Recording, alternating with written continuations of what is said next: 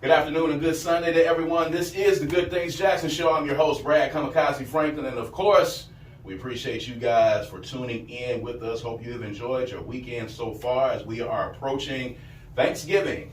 Next week, the kids are going to be out of school and everybody's going to be getting ready for their Thanksgiving holidays and a good Thanksgiving meal. I hope so. Of course, this is the show where we talk about all things positive about the city of Jackson, good things Jackson. Of course, if you're tuned in to hear anything negative about the city of Jackson, this is not the show for you. We are highlighting the people, the places, the venues, the organizations, the events, all of those things that shine a positive light on our fantastic city. We're about changing the narrative, and we're about telling people about what we are really about in the city of Jackson, not what the media or not what other people outside of our city paint us to be. So we've got a really good show for you today, and we've got a lot of great people to talk to today about their organizations. First up today, we have Mr. Samuel Bolden, and he is here representing the Jackson Leadership Foundation. So we're going to hear about this great organization, all the great things that they're doing, and we're going to talk about some things that they have coming up on the horizon. Samuel, thank you for being here. Thank you for having me.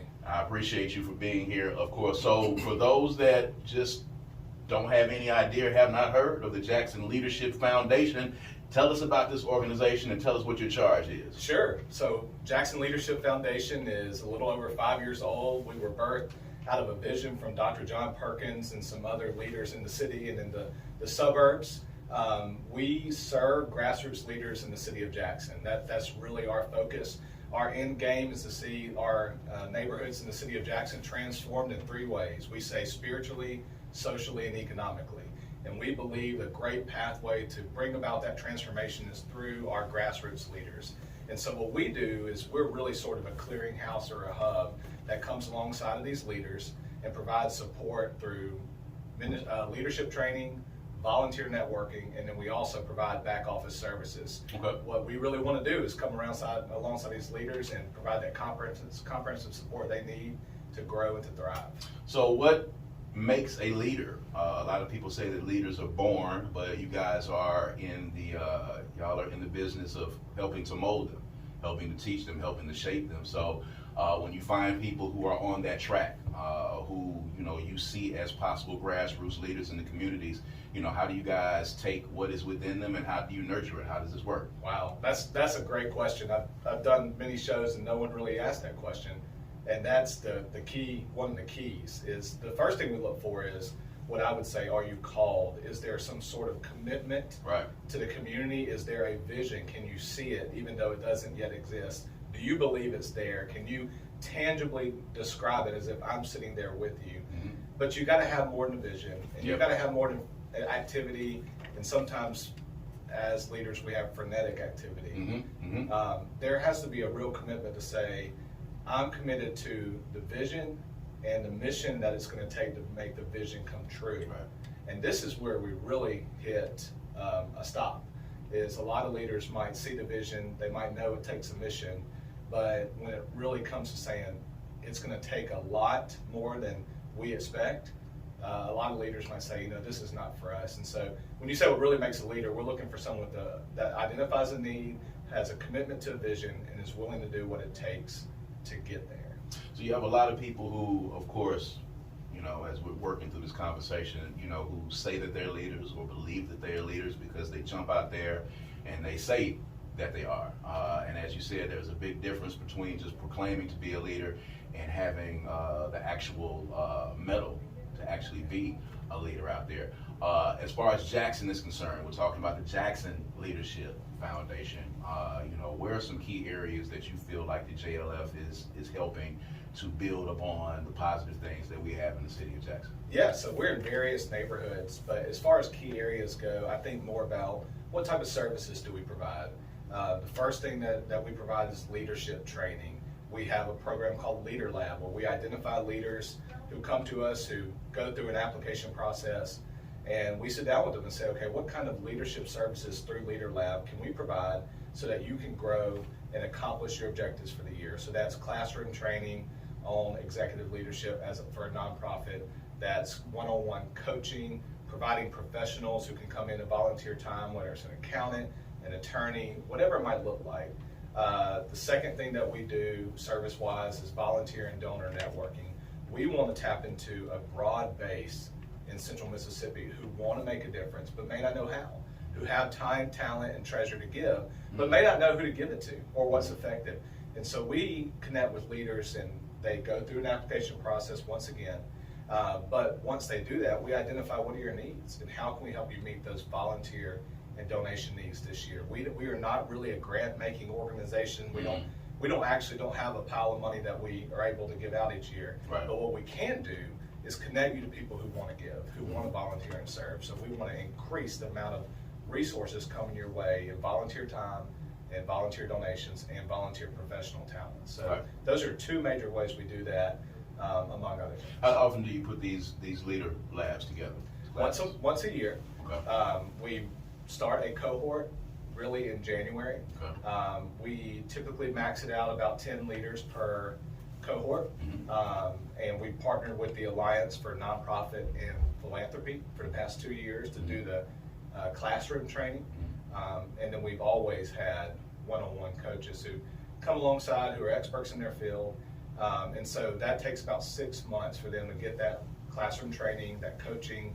And then generally in the fall, we start kind of coming off of that cohort and getting ready for the next year's cohort. Okay. Now I'm looking on the website. There's a lot of things that are standing out to me, a lot of good things that you guys are doing. Let's talk a little bit about a few of these things that I see that people can get involved in. The Nehemiah Network and Red Door Jackson. Talk about those a little bit. Yes, the Nehemiah Network is our volunteer clearinghouse. That's this concept in the Bible. There's a scripture that talks about a guy named Nehemiah, and the essence of the story is he was able to connect people with ways that they can find their place in the city. And so that's really what we're pushing with Nehemiah Network. Red Door Jackson is a program of ours that's a mentoring program in Fondren. It's been going for 15 years. The leader of that program, her name is Emily Harden. Her husband Van is a pastor at Fondren Church. She approached us after going through our training and said, look, being the executive director is wearing me out. Can I dissolve my 501c3 and just come under you guys? And you handle my back office, and you get to be a part of my staff team, or I'm a part of your team. And you, Samuel, me, get to be the executive director and handle all those duties. And so it freed up Emily to expand her mentoring program. And so Red Door Jackson is now a program with JLF where we can just help her expand and help her not be too stressed and enjoy running community mentoring. Is that something that, you know, other nonprofits could possibly do, or you guys kind of, you know, being a landing ground for some of these organizations that need back office, that need some of that, you know, support, you know, is that available if someone is listening right now? Are you guys available for that as well? Yeah, absolutely.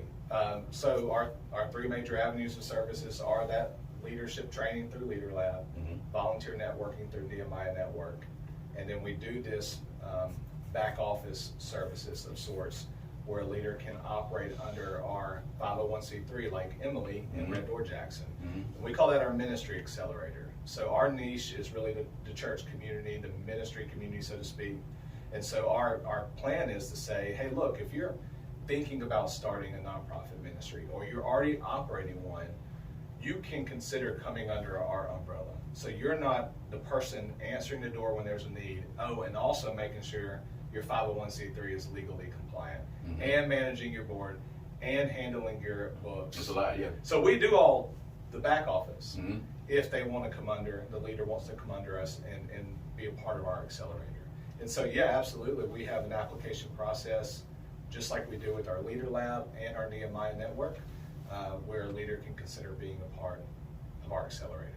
Talk a little bit about the Hope Exchange and Grant Me Justice as well. I'm saying you guys got a lot of stuff going on. Oh, it's good stuff. Yeah. And so Hope Exchange is a program under our 501c3 as well as Grant Me Justice.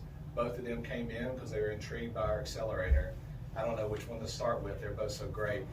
Grant Me Justice. Felicia Marshall is the director of Grant Me Justice. Her daughter was killed in the city of Jackson in 2017. She actually just produced her memoir called Grant Me Justice and had a book signing at the Apollo Theater downtown. Alamo, oh my goodness, my mind just went. That's our Apollo, though. Let's take that. Yeah, exactly. I was there and still had a name go blank. But Just had a book signing at the Alamo, and she has an incredible ministry support to families of homicide victims in the city of Jackson. She provides mentoring, she provides counseling, she provides advocacy for the legal and judicial journey that they go on. So Grant Me Justice is serving 30 to 40 families in the city who've had loved ones killed recently. And Hope Exchange is another program of ours under our accelerator, and it provides soft skills training and financial literacy training just for anybody really in the city of Jackson who is looking to get a living wage job. So they may already be employed, but they're looking to get gainful employment or greater employment, or they're looking for a job to begin with. So what we do with Hope Exchange, we have a 12-week cohort that members are a part of. They go through a curriculum on soft skills training or financial literacy, whichever they pick. And then during that cohort, we work to help them get jobs or better jobs. And so right now we're training, I think, about 25 people on roster, and we've had 10 over the past few months over the past really month that we've helped get employment and maintain. Yeah. So, I mean, I'm hearing cohort, I'm hearing applications, I'm hearing classes. A lot of people might hear that and, you know, it may be off-putting to them because it sounds like a lot. You know, anytime, you know, something sounds like it has a lot of minutia to it, you know, people kind of back off from it. But they want to get involved. I want to volunteer. I want to be with an organization that is actually trying to be impactful outside of being a part of the cohort or being a part of any of these particular classes. You know, how can someone get involved with the JLF if they just want to, you know, try to do what they can for their community? Yeah, well, if they're looking at being a volunteer, they can always consider hopping on our website. There's a volunteer button. They can view needs and sign up. But our major needs are people who want to come in and provide mentoring. People who want to come in and maybe serve in a relational way. But one thing I always tell people is when you look at any sort of need, the city of Jackson, the state of Mississippi, whatever it might be, we immediately as humans start thinking, how can I fix every problem? Yeah. And what I tell people is like, look, don't worry about that. What are you called to do? What place are you called to plug into?